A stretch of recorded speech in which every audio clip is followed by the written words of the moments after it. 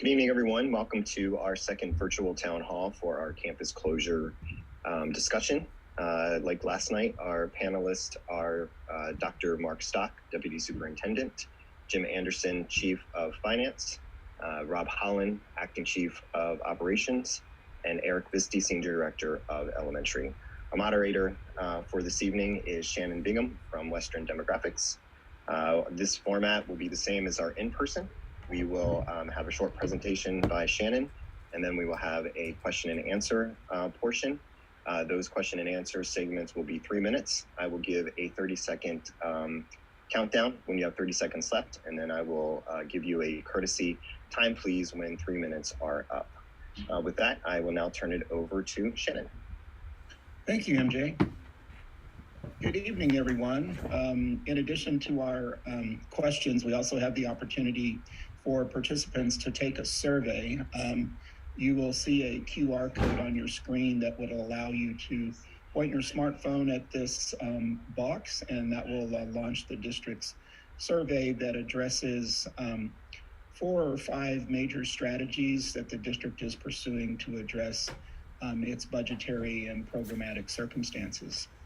All over the West, school districts are experiencing declining enrollment, declining birth rates, and financial challenges in the wake of the COVID-19 epidemic.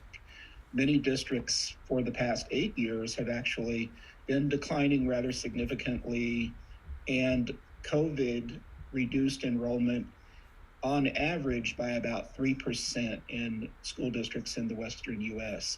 So a lot of districts are being faced with low utilization in school buildings, less funding coming from their state and local governments, and various challenges to deliver services with appropriate staff to address the needs of children K through 12.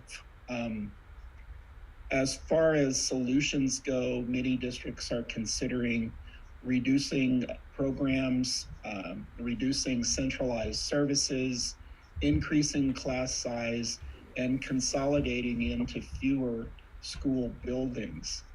Anchorage School District is not alone in this regard, and we are considering those 4 options as we move forward with considering our options to address our budgetary shortfalls.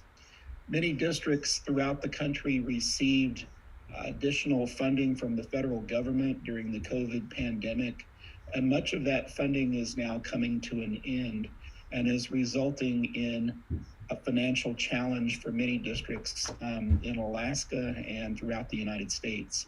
Jim Anderson, the district's chief financial official, will show a slide and address the actual nature of how that is affecting Anchorage School District. Jim? Thank you, Shannon. So at the start of every brief, this will be our 8th town hall, 6 live, the second virtual one. For those who haven't been able to attend, I've been walking them through how did we get to a $68 million shortfall for next school year. So this chart in front of you kind of provides the visual for what has happened at state level in terms of prioritizing legislation and decisions, and what we've done locally, and then how we got to a fiscal year 24 deficit. If you look at the very dark blue lines or bars on the bottom from left to right, you will see that all of them start with $5,930, and that stays the same all the way through this school year, which is fiscal year 23. And then there's a $30 increase for fiscal year 24, which is next year. So the 5930 represents the base student allocation.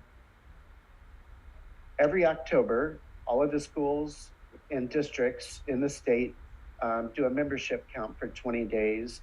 And at the end of that, they take the number of students that are enrolled. It goes through some formulas. And then at the end, it's multiplied by the base student allocation of $5,930, otherwise known as the BSA.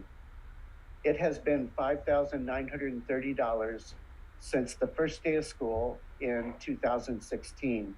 So every year we have based our budget for the following year on $5,930 as if every year started in 2016.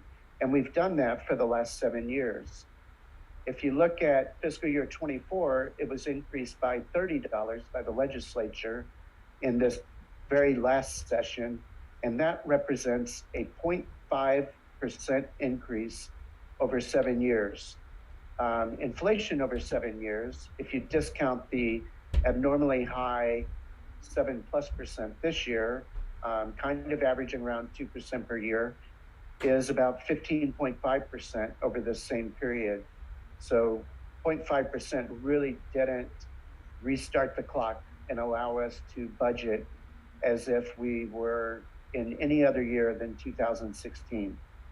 So if you look at the top of the dark blue bars, you'll see some gray, light blue, and gold colored bars. Those represent the district's use of fund balance when there was a gap or a deficit in the last 6 years, and state one-time funding, which they provided in fiscal year 1920 and a little bit for this year. But what you really see is the gold bars, that is the federal relief dollars that we have heavily relied upon over the last several years to be able to keep providing the same level of education that the community was used to. There's a dark red line that shows the inflationary increase going across. So you see these gaps between the bars, which is the amount of money per student, and inflation. And you'll see in all of those years in those gaps, ASD has cut multiple things. We've closed Mount Iliamna, Mount Spur. We have merged multiple programs. We've reduced staff from administrative down to the schools in order to get a balanced budget every year. So by state statute, the district must produce a balanced budget, and by the city charter, that balanced budget must be approved in February. So at this point, we are required to base our budget on a BSA of 5930 for next school year, even though the state may approve either a BSA increase or one-time funding or some combination of. Historically, that decision wouldn't be finalized until May or June. And with a February budget requirement, that's why we started so early this fiscal year. In fact, at the end of July, and we've now had 11 or 12 board meetings where we have talked about all the different possible options. We promised the board that we would lay out every cost driver from immersion programs and Ignite, from sports and activities, to school closures, which is only one of many, many different things that we've laid in front of the board. And this next month, the board will make some very difficult decisions that will allow us to go into January and finalize the budget bill so they can start deliberating on it in the month of February. So the deficit was not created overnight.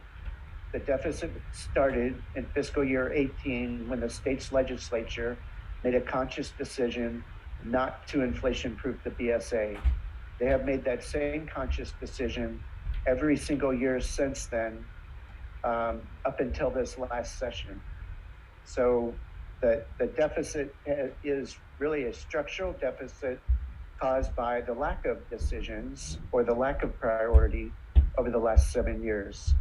And I will hand over to Mark Stock for the next slide to discuss our process for how we approach this reduction. Thank you, Jim. Good evening, everyone. So the purpose of this slide was to try to graphically represent the efforts of the district to try to start as far away from the student experience as we can and try to be as efficient as we can in this outer ring. So in this graph, you'll see 3 rings. In the center of the ring, you will see our basic instruction for what is required for a student to graduate. So you'll see general education and special education, direct instruction. This is the core classroom experience in their reading, their math, their social studies, science, and other electives, all required to graduate, and you'll see that represents the majority of the district's budget, at least at 61%. The second ring, the blue, represents all those special programs that are very special to make schools unique for children. But one thing about them is most of them do not represent every single child. So not every student in the district is in sports or activities. Not everyone is in the Gifted Ignite program. Not everyone's in band and orchestra in the 6th grade, and so on.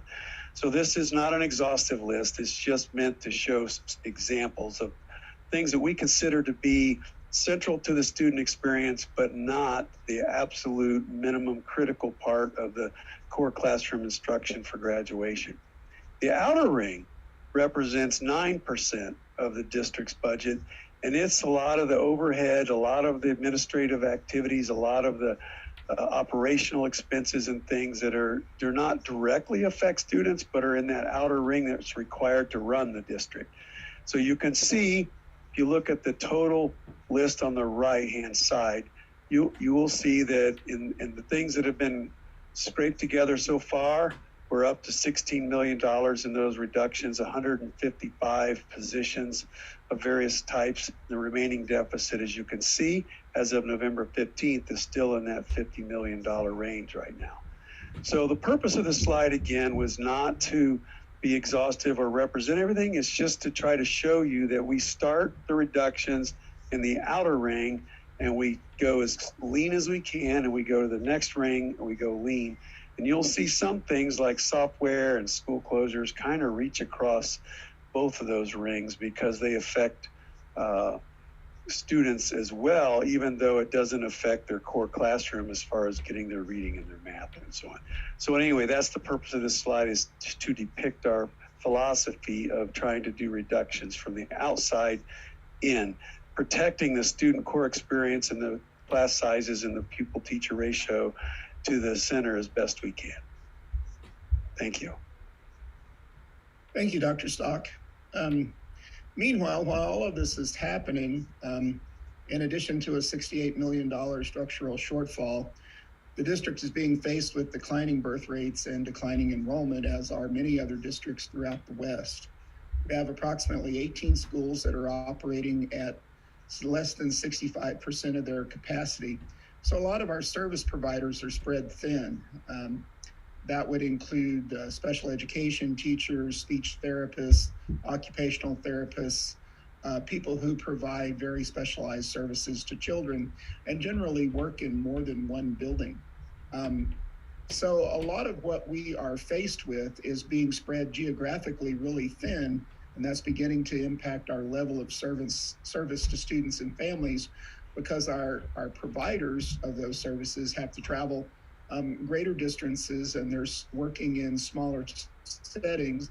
And in order to maintain a consistent caseload, they wind up with more and more locations where they have to actually go to work. We find that to be a challenging situation for those professionals, and it impacts the level of service that we deliver. So our strategy is to try to reduce our costs with the least impact possible. We want to maintain level of service. We have involved stakeholders to the extent possible through the 6 in-person town halls and these 3 virtuals that we are having this week. As far as how were candidates identified who would be considered for consolidation, we are looking at small adjacent programs, meaning 2 schools that are next to each other that may have fewer than 300 students. And in some cases, we would try to combine those into one program, one school that would serve a larger area and have a larger student body with more adults in those buildings. That strategy is very consistent all over the West, where school districts have considered consolidating schools. They're looking at pairs. So everywhere where we have a viable pair of schools inside a box of major arterial streets, that was our starting point as far as considering candidates. We're also considering moving our 6th grade students into our middle schools and standardizing our elementary program so that they're K through 5. And then you see some of the other solutions that Dr. Stock alluded to. This next slide shows something that I haven't seen in my 40-year career, meaning drastic declines in birth rates. This is indicating that over the last 5 years, we have lost approximately 750 babies per year, meaning 750 fewer babies coming into the preschool age range of 0 through 4. So this has a very significant impact and will have an impact as we go forward into the coming years because these children have not hit our system yet. The next slide shows what we're faced with now as far as the last 8 years of our K through 7 grades. And this next slide shows the difference between 2017 with the blue bars and 2022. And you can see that almost every grade, K through 7, we are 300 to 500 fewer students now than we had only 5 years ago. And all of that adds up to a district that has 5,000 fewer children than it did not very long ago, but we still have approximately the same number of buildings and the same geography to cover with our specialized service providers in order to continue to maintain a consistent level of service. Our expectation is that we'll decline by an additional 2.1% per year going into the future. The next slide shows what we are proposing as to a school combination or school closure proposal. This was presented to the board by the administration. You see 6 schools there that have predominantly lower utilization rates or are being bolstered by multiple neighborhoods: Abbott Loop, Birchwood, Klatt, Nunaka Valley, Northwood, and Wonder Park are the schools that we are proposing to consolidate. Abbott would go into Cassoon and Trailside with 88th, East 88th as a divider. Birchwood would go into Homestead. Klatt, the area north of Minnesota, the Diamond Estates subdivision, would be redistricted into Campbell, and then Ocean View would absorb the students south of Minnesota. Chester Valley would take Nunaka's children east of Boniface, and the Nunaka Valley children west of Boniface would attend Russian Jack. Northwood would attend Lake Hood, and then Wonder Park would be divided between Willowa and Ptarmigan. We have 4 significant proposals there to retain those buildings so that the district retains control of them. We know that Alaska is a boom and bust economy. We believe that eventually there will be a mineral, energy, or military boom again in this community, in this state, and that may return some of our enrollment numbers to their historic levels. And so we want to retain these buildings. So accordingly, we are providing or proposing a mixture of providing them to charter schools that have currently have challenging housing situations and creating early childhood centers, which are a national trend. And that would be an extension of what we're already doing with regionalized preschool locations in some of our lower utilization schools. So those are the 6 proposals. I think the next slide is a splash for the survey. Again, we'd like to invite everyone to take the survey. And we have, I believe, 5 people who are signed up to speak. And I would like to mention that we have a 3-minute time frame. Mr. Thiem will call 30 seconds and then time toward the end of that. And our first speaker is Joel Potter. Joel, the next 3 minutes are yours.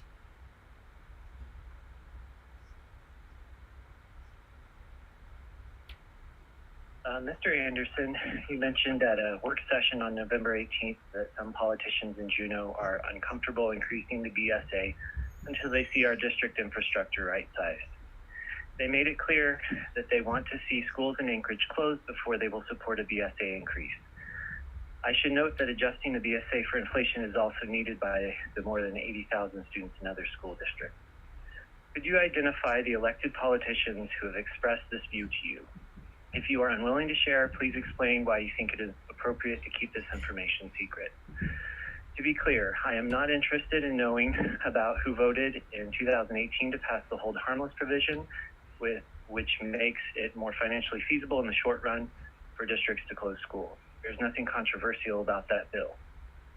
Politicians who wish to use their appropriating powers to interfere with the governance of specific school districts need to come clean to the public, just as there are politicians who do not appreciate the value of Anchorage's neighborhood school system. I'm sure there are some who are convinced that philosophy, which I teach, is a waste of resources. Let's imagine that there is a cadre of such politicians and they explain to the UA president that if she wants to see the passage of the university budget next year, she will have to cut philosophy out of the curriculum. Maybe that sort of thing happens, but when it does, it's the job of leadership to maintain their institution's autonomy. The district is directly accountable to the people of Anchorage through the elected school board. If the people think that the school district needs to realize efficiencies by closing schools, they can advocate for that directly to the district, and they can elect board members who support that approach. Politicians will inevitably attempt to wield their influence and shape the institutions funded by the state. It is the secrecy especially that is most antithetical to the proper functioning of our democratic institution. It leaves key players who are now shaping the institution's decisions out of the process of public deliberation and accountability. The upshot is that no matter what arguments the public make to the board or district about its plans, the outcome is predetermined when the individuals with funding authority have secretly set the real conditions for success. I hope you can see how corrosive that sort of arrangement is to good governance. The stance of these politicians has clearly influenced the district's approach to balancing the budget this year. Despite the meager savings closing schools promises to achieve, given this influence of the district's plans, it seems only right that we know who these politicians are. I am sure many other residents of Anchorage would like to have the chance to speak with them. So again, my question is, who are those currently or recently elected politicians in office who have indicated unwillingness to pass a BSA increase unless the Anchorage School District closes some of its schools? Thank you, Joel. I'm not sure how appropriate it is for us to respond to this. I'm going to ask Jim Anderson to comment, given the fact the question was directed to Jim. I think that's probably all I can do at this point. Jim, what would you offer in response to this question? Of course. First, Joel, you put so much effort into understanding the funding formula. Honestly, of all of the public that I've worked with in 6 years, you probably understand it more than anyone, because you used that 5-year hold harmless to look at this purely from a revenue perspective. I will tell you off the top of my head, I don't take notes when I talk to legislators because they're all private conversations and they're not public meetings. But all you have to do is go to AK Ledge, and you can listen to all of the different discussions in committee meetings. I couldn't, without knowing this question was coming, I couldn't have thought to go through all of the public committee meetings where it was publicly brought up. And when people bring this up, it's not about closing a school. It's not that they hate a community or they dislike buildings or anything else. What the legislators in Juneau have dealt with over the years, when oil dropped and plummeted, knowing that it's the almost single revenue generating mineral product in the state to be able to fund all of the state activities. When it dropped, the legislature had to start making very conscious decisions as to where they would prioritize their funding. And when they saw that Anchorage specifically, although many other districts have seen the same thing, we're losing many, many children, their focus isn't about the building, but on creating efficiencies before they provide more money. because as you're probably aware, most legislators have a very long history in the business community where they look at efficiencies gained instead of retaining excess infrastructure. So their discussions are never about a building. When you look at the bill that Senator von Imhoff, passed several years ago, it was in recognition of the fact that the state's foundation formula provides more money for smaller schools than bigger schools. So for several years, when legislators would say, you have now lost, 1,500, 2,000, 3,000 students, when are you going to right size your infrastructure? Because as a business person, that's what I would do. We would talk to them about how the funding formula really makes it very difficult to close schools. And that's when she sponsored and had multiple co-sponsors the Hold Harmless division. To business people, efficiency matters, and they wanted to make sure that before they give us more money, that they don't know where it's going. That one of the things we did was create a more efficient operation. I could probably hand off to Mark Stock, although we did not practice this, to talk about the other areas that they wanted us to show growth in beyond just school closures. And the last thing before I ask Mark to talk about on the education side, all of those discussions about student outcomes and those other things that they wanted to tie to setting bars before they increase funding, is our local survey. Within Anchorage, we've had thousands of people take ASD surveys since September. By far, the number one single most acceptable or very acceptable option of all those things, from sports to programs to extracurriculars, is to consolidate schools. And by far, having gone through now, this would be the 8th town hall, by far the least popular thing to do is to close a neighborhood school from the people who are impacted by the neighborhood school. We get it that this is traumatic for people who bought a house and moved to a neighborhood so their kids could walk to school. We also know that even in neighborhood schools that, pick Inlet View, 50% of Inlet View is neighborhood students. 50% of Inlet View area goes outside the area to other schools, and 50% of Inlet View is students from outside that neighborhood.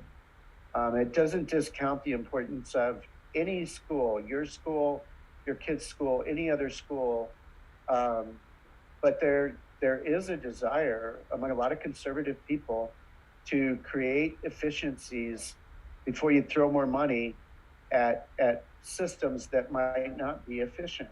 And Mark, can you talk about the other things that legislators have brought up about student outcomes, please? Sure. Thank you, Jim. Joel, one thing being a professor, I think you can appreciate this particular piece of wisdom. One of my early professors in my doctoral program told me that the definition of politics is the competition for scarce resources. And what we're in right now is a scarcity of resource. And what's happening is as people begin to, I think one board member called it balkanize, almost like divide up and turn against each other and fight over these things. The competition for the scarce resources is immense right now. And we're seeing it here in the district with every program. With every single program that has been discussed as some way of trying to make it more efficient or reduce it, we've had the same difficulties. What Jim's asked me to respond to, I think, Joel, you've already heard it, so I'll keep it short. But when no school, and I've been a superintendent in a district that built the new school every 2 years because it continued to grow and grow and grow. And we never would ever build a school that was less than 400 students in size for an elementary. So And the reason that is because when people use the term right size, they're not implying that other sizes are wrong or that there's something bad about it.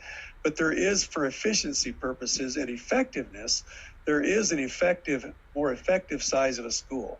And that's usually 3 or 4 grade levels, classrooms per grade level in an elementary. And that's because we don't have to have poor teachers split between trying to teach 2 grade levels simultaneously.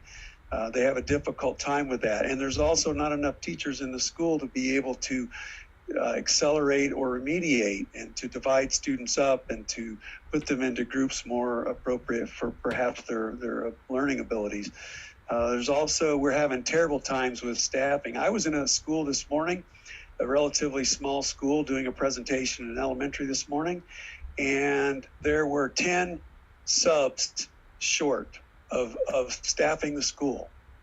And when you're in a small school, you don't have extra people capacity to combine classes up and to cover each other. And it is a real hardship. We've been battling that staffing problem ever since COVID hit. There's other benefits to a school that's a little bit larger. And when Shannon over the last few meetings has used the term larger schools, he's not talking about large schools. He's talking about larger than 1 or 2 section schools. And so there's better opportunities to onboard our new teachers. I did a show of hands in this classroom where I was this morning, a staff meeting, and at least 1/3 of all the teachers in that school were new to the school. And when you have a small school, you have less mentors and people available. So when politicians and people ask us if we're using our resources to the most effective level, we have to say no. We have to say no. We want to make them more efficient and more effective. And this is one of the strategies. Now, it is certainly difficult because what we've learned in all this is that schools are not facilities. They're cultures. They're communities. There's a whole culture that's unique and special to each school that we've talked to. And it's really hard to think of somehow disrupting that culture that's been built over decades. But we will have to move forward somehow, and it's not going to be any one thing that makes the difference. It's the combination of all these little things and the most effective use of one-time funding until the state's willing to come up with a longer-term solution. This deal right now that we're in is a structural deficit problem that we'll be right back here at this table next year having the same conversation, only it'll be worse if we don't get some headway on it. So Jim, I don't know if I did justice to your request to answer it. And Joel, I don't know if I did either, but that would be my response to some of the points that you brought up. Yeah, Mark, I appreciate it. And Joel, I have the greatest respect for all of the questions you've brought up and the emails you've sent to the board, because you have certainly done more than any person I know on research.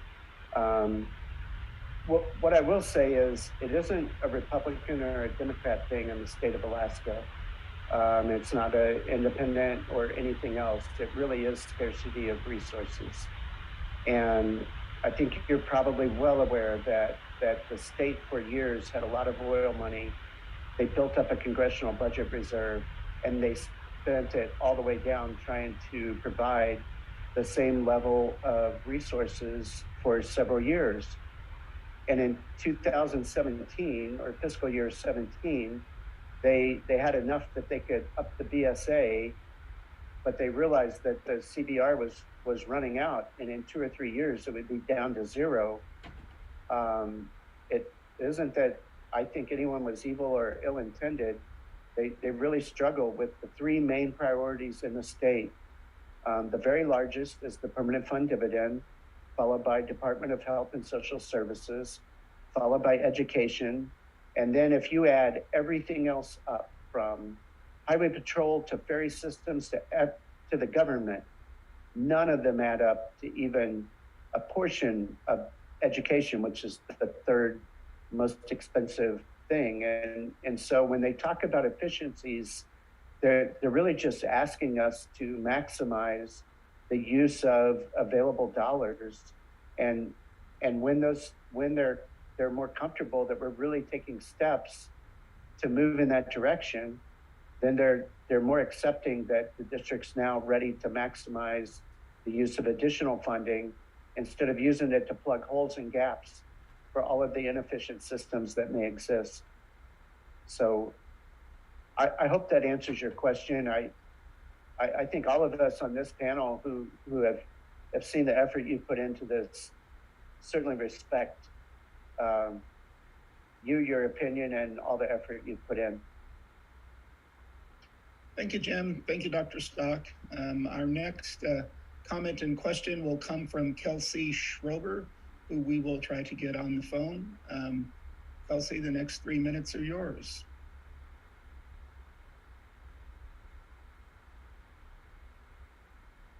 Hi, thank you for the opportunity to share testimony on this issue. My name is Kelsey Schober, and I'm a resident of Unaka Valley. I oppose closing the Unaka Valley Elementary School, and I urge all elected officials responsible for making decisions around ASP school closures to do the same. I was born and raised in the Mass Sioux. I moved to Anchorage in 2017, and I bought my first house right in Unaka Valley earlier this year. I bought a home here because it was affordable for a young person like me, because it's a beautiful neighborhood, and because it has a high-quality elementary school within walking distance that I know will be a perfect place for my kids to get an education when I have them. Unaka Valley Elementary School is a key asset, a wonderful resource, and a safe home for so many that live in this neighborhood, and closing the school would be a detriment to all community members. I recognize that the school board and elected officials are faced with an extremely difficult situation here. However, it is not appropriate that the impacts of consolidation fall so disproportionately on schools that serve low-income neighborhoods, with 5 of the 6 schools being considered for closure being primarily low-income serving. It's not equitable that the closure of these 6 schools is being considered to save a meager amount of money, while the school board is also moving forward with rebuilding View Elementary School with a $37 million price tag, and like you just noted, for just 50% of students in the neighborhood actually attending that school.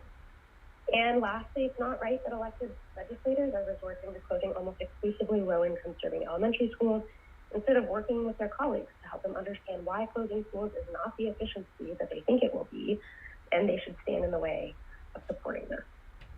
The proposal to close Unaka Valley Elementary School isn't an efficiency. Quite frankly, it's an insult. I'm an Alaskan who attended a Title I elementary school and a Title I middle school. I graduated in the top 10% of my high school class, and I went on to receive a bachelor's degree and a master's degree. I'm the type of person whose school you'd be closing if you closed Unaka Valley. The proposal of this closure makes me believe our district is not interested or invested in building a future for our kids where everyone has equitable opportunities like those that were offered to me. One last thing to add here, you noted that overwhelmingly from surveys, Anchorage residents were most interested in closing schools as a solution to the budget issue, and overwhelmingly, people who are the most opposed to possible school closures you've announced are the people who live in the impacted neighborhoods. I'd like you to ask yourself, if you were proposing to close a school in the Turnagain area and you were overwhelmed with testimony from residents who are opposed, would you listen to them, knowing that the district with lots of political connections and power? What about a school on the hillside where residents are often large political donors and could threaten to pull those donations? And then ask yourself, if the same threat of loss of money, of angry political voices, if that came from Unaka Valley, would you be reconsidering? I'll close by saying I'm a consistent voter, and if Unaka Valley Elementary School and the other 5 schools proposed for closure are closed, because the Anchorage School Board and the Alaska legislators make the political decision to close the school because they cannot find less disruptive, less politically motivated.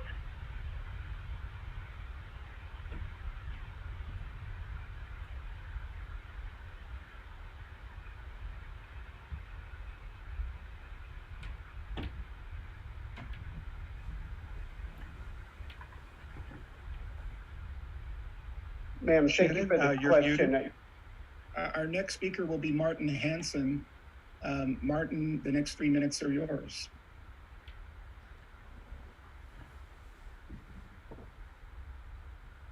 Good evening. Welcome, Good Martin. evening. Am I live? Yes, you are. Oh, sir. hey, thank you. All right. As I've demonstrated before, sometimes I have difficulties with the phone.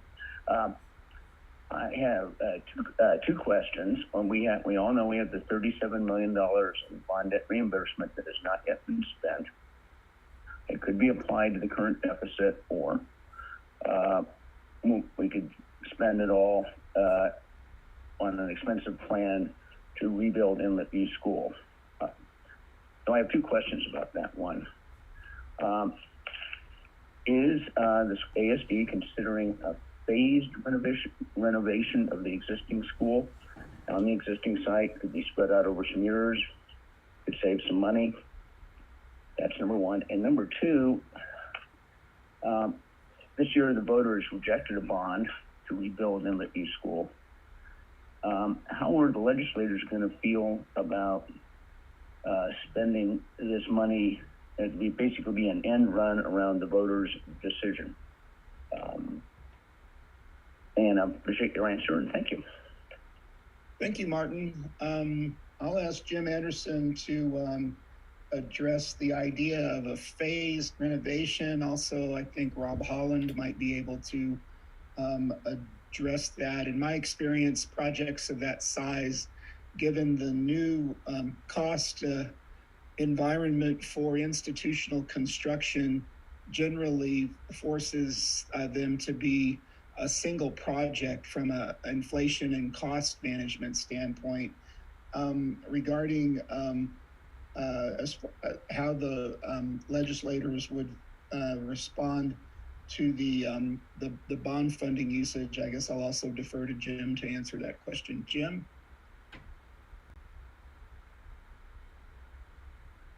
Sure, I will talk about the second one and I'll hand off to Rob for the first one. We have not spoken to any legislators to find out how they feel about a phased renovation, or how they feel about the past bond failure, of which we've now had 2 bond failures since state bond debt reimbursement got eliminated or put on a moratorium by the legislature in January of 2015. But I will hand over to Rob for the discussion on renovation versus rebuild. Sir? Thank you, Jim. Martin, to your question, back in 2017, there was a discussion when Inlet View, plans for Inlet View were in the formative phase. And the discussion centered around a potential renovation versus rebuilding the school. And those options were presented to the school board at the time. I'll point out, for the sake of accuracy, of course, that's not the same school board we have right now. You understand that the mix of the school board changes over time. But that's how it came to be. And there was original guidance around the fact that if Inlet View were renovated, again, this is back in 2017, that would likely involve a new MPR or gym, the reconfiguration of a classroom or 2, but no new classrooms, a secure vestibule and a new heating system, etc. And back then it was estimated that those costs would be north of $21 million. Again, that was 5 years ago. And when those type of options were presented at inception, it was decided that it was more efficient in the long run, given the cost of such a remodel, and that it would not add a net amount of new classrooms. The school would still have the same basic bones as well, okay? The same basic envelope. So it was discussed that it was a better alternative, as is often the case in discussions like this, to go with a scrape and rebuild. And so the rest of the process you're quite familiar with, that it evolved from a bond funding for the $3.3 million that was invested in the design, a couple of years of design work, ultimately that completed with approval by the Urban Design Commission earlier this fall. So there's only one set of plans that exist right now. The district has about $3.3 million invested in that shovel-ready design. And at this point, it would be up to further board guidance if anything were to be considered different from the path we're on right now. I hope that answered the question for you, Martin. Thank you, Rob. We'll move on to our next speaker, who is Mark Ham. Bear with us while we get Mark Ham online.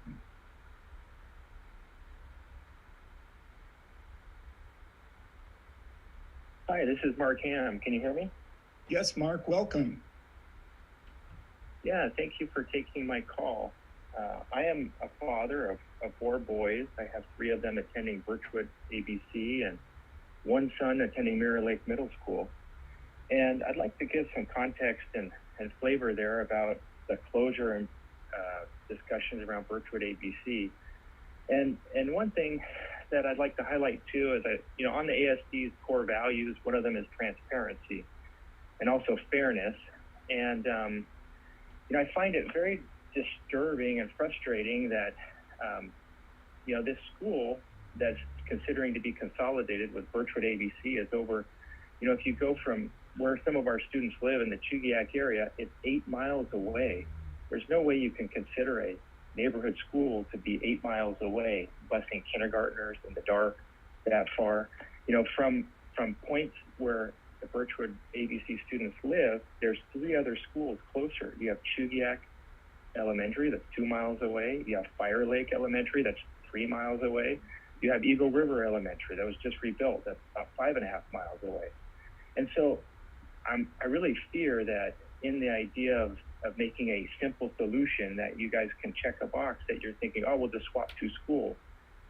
I think you need to think more critically about looking at other areas and moving students and boundaries so that this is fair. I think there's a great sense of unfairness in our neighborhood right now.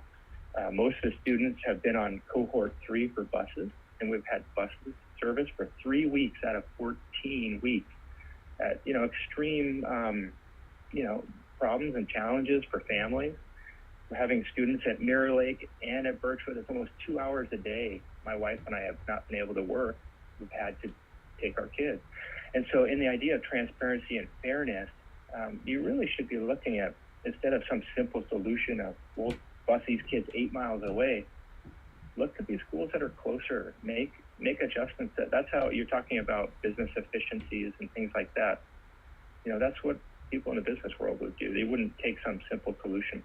The other thing I really hope that's being considered, and I hadn't heard it discussed before, is it deals with the Klutna Incorporated.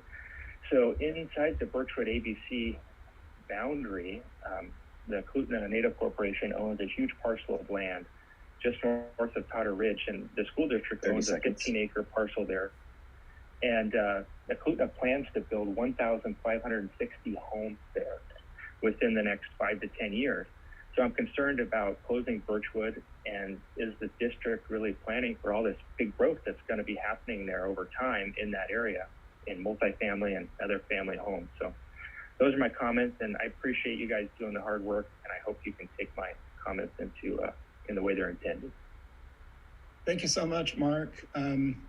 I'll attempt to address some of what you've mentioned.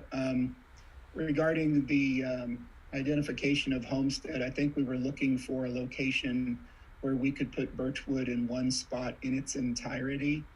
I've only got one computer, so I in front of me and on, so I can't quickly look at the stats to see if the students could be kept together at those other locations.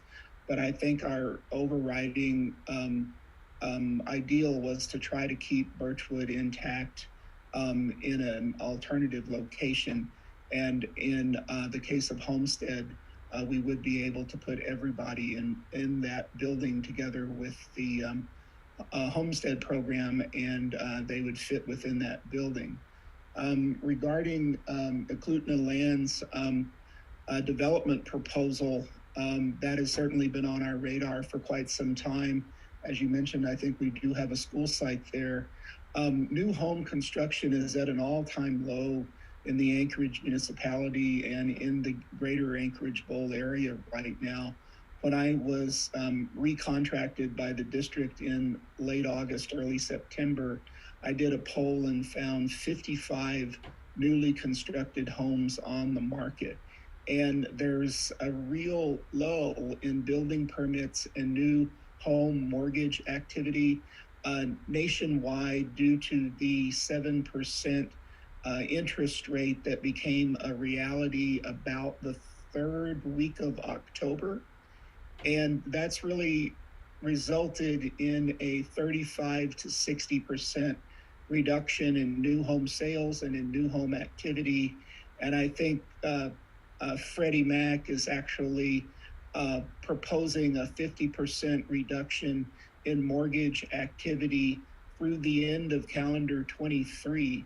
So most analysts are expecting the current interest rate circumstances to affect the housing market through at least the next 18 months. So I think we do want to look way down the road at what Eklutna land and other development in the area would produce, but we are thinking that a slow, steady growth expectation in the greater Eagle River Chugiak area is appropriate given the circumstances, and it wouldn't really affect the more immediate need for the district to try to improve its program coverage by serving fewer larger buildings. So that's kind of been at the root of what we've looked at. Would anyone else on the panel like to add to my comments there? Yes, I'm sorry, Jim. Go ahead. Go ahead. This is Mark.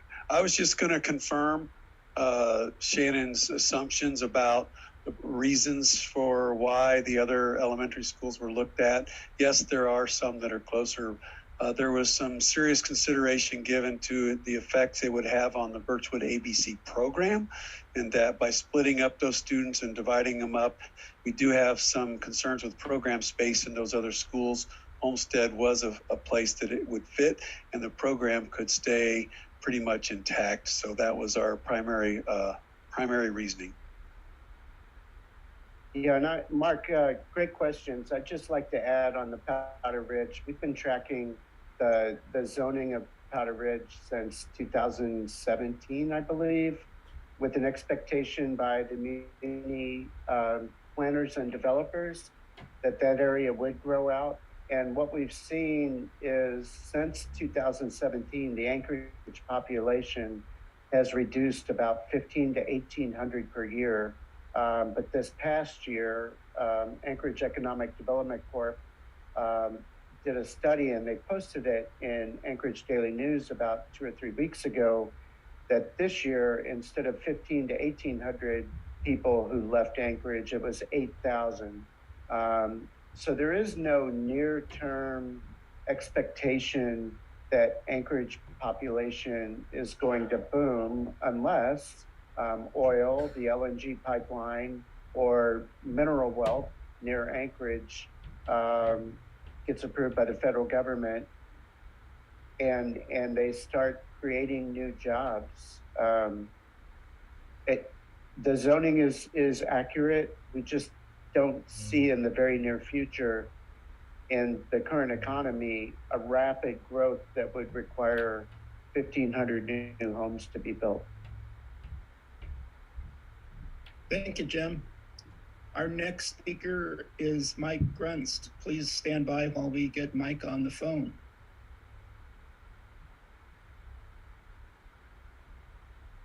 Hey, good evening. Thank you for taking my call. My name is Mike Grunst. I am the parent of 2 immersion kiddos, one in 4th grade and another that just started 6th grade at Begich Middle School. I want to tell you that I agree with Joel that the names of the anti-education legislators need to be released.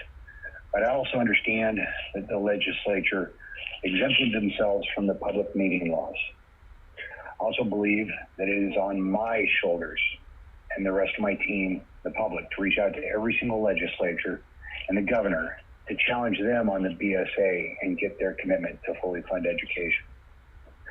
I believe that creating efficiency is important, but any real business person, and as a former business person, we also look to attract more customers. We don't attract more customers by cutting and destroying education, but instead by funding it.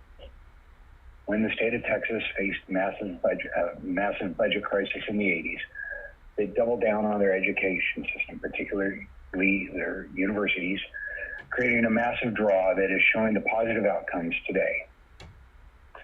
I was a product of the Anchorage School District. I went to Ocean View, Hanshu, Service, and Save. I'm familiar with the junior high model. And when my sixth grader started middle school at Beckett, she's actually sitting next to me doing homework, I was blown away by the positives. I was concerned. As a young kid, I was not familiar with the middle school model. But what I found is he's able to participate in orchestra, debate, cross-country running, and soon, snow gods look kindly on us, cross-country skiing.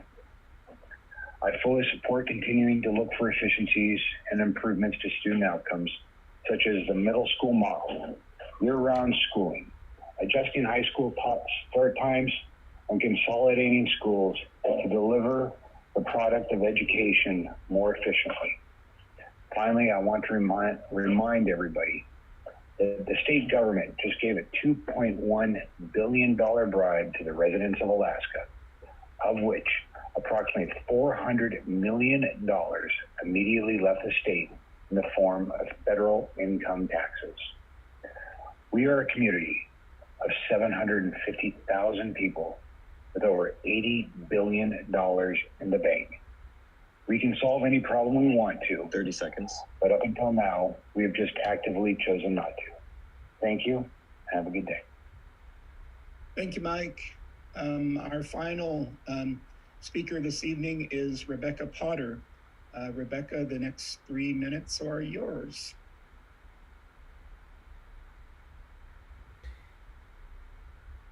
Hi.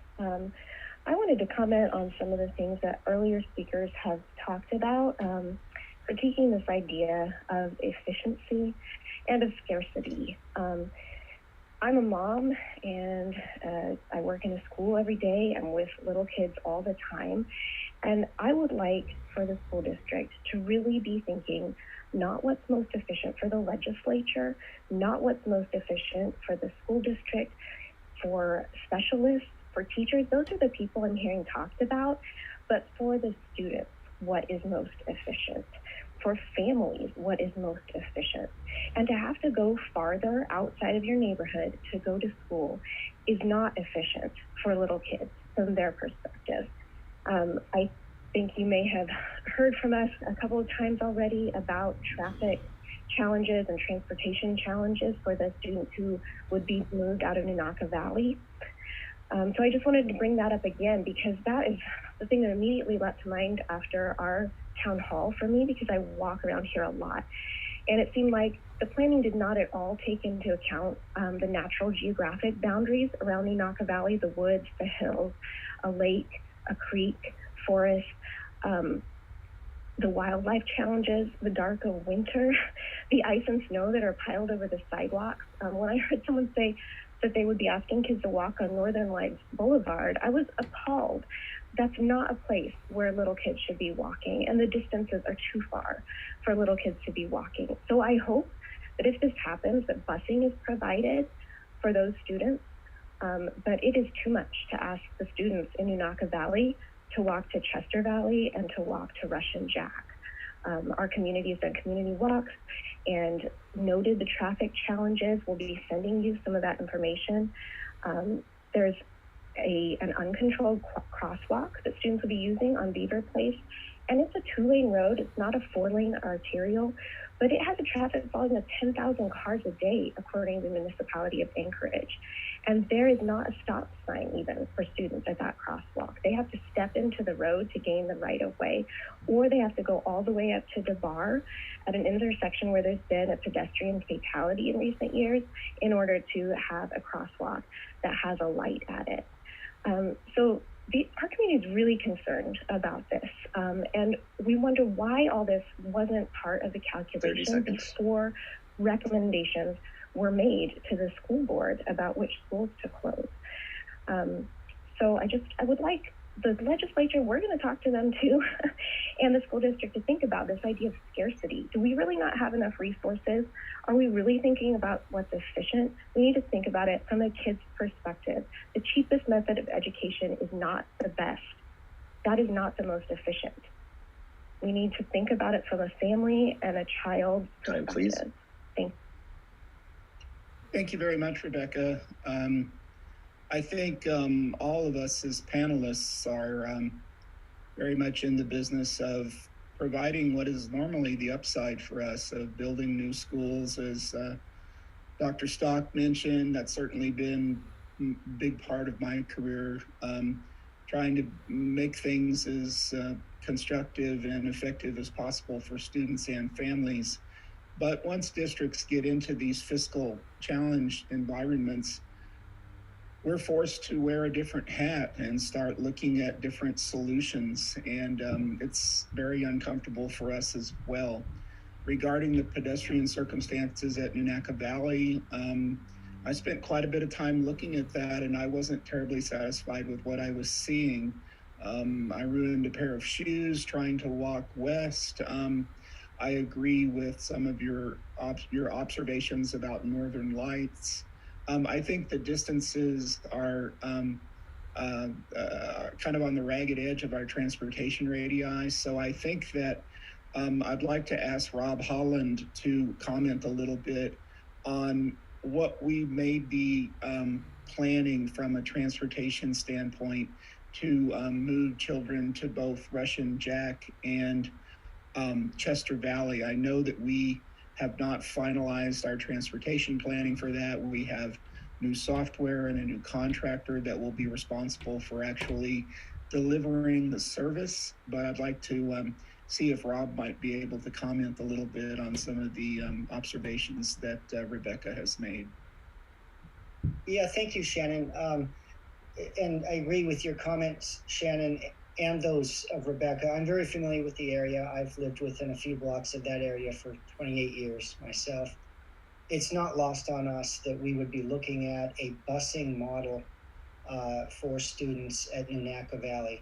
And to Shannon's point a moment ago, as most community members know by now, the busing shortage as we know it is solved, and we will return to full service this coming Monday, having taken the first major step in our new efficiency as we move into our new software platform soon. We've been able to trim routes, trim the need for so many drivers, and so that is all working very well. And that trajectory will continue. We're not at a stopping point. We're going to continue to model that out. So we'll be able to look at route alternatives real time and show what that would look like. What we'll do before we actually do the work for that is we'll see what actually happens here in the very near future before we start building out bus routes and some of the staffing models, et cetera, for school closures. But that we are prepared to do that and show a busing model that would relieve those concerns for Nunaca Valley.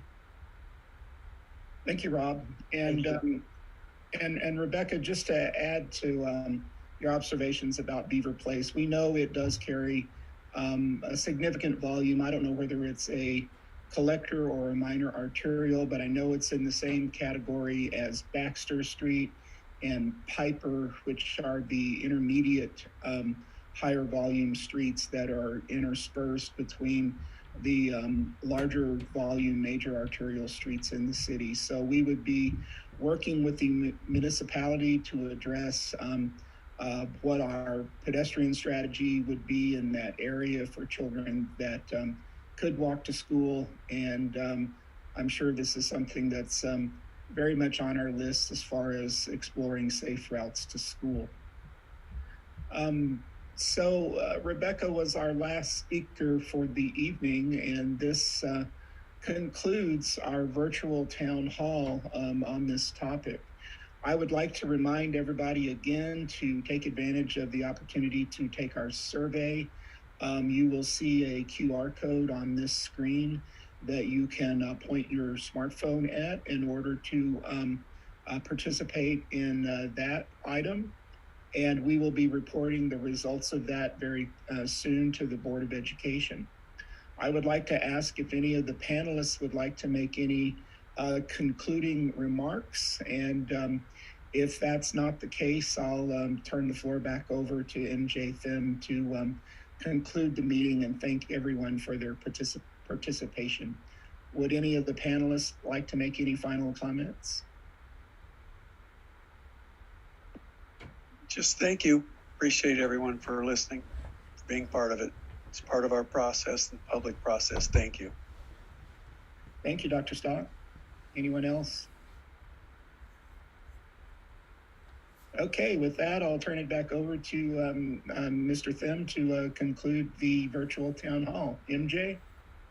All right, thanks, Shannon. Thanks, panelists, and thanks everyone for joining us. We'll see you back here tomorrow, same time. The topic tonight was the 6 schools up for recommendation. Tomorrow's topic will be focused on the repurposing and relocation plan that the district is putting forth in its FY Budget Solutions Plan. For more information on that plan, you can log on to our website and click on our Hot Topics page. With that, have a great evening, everyone.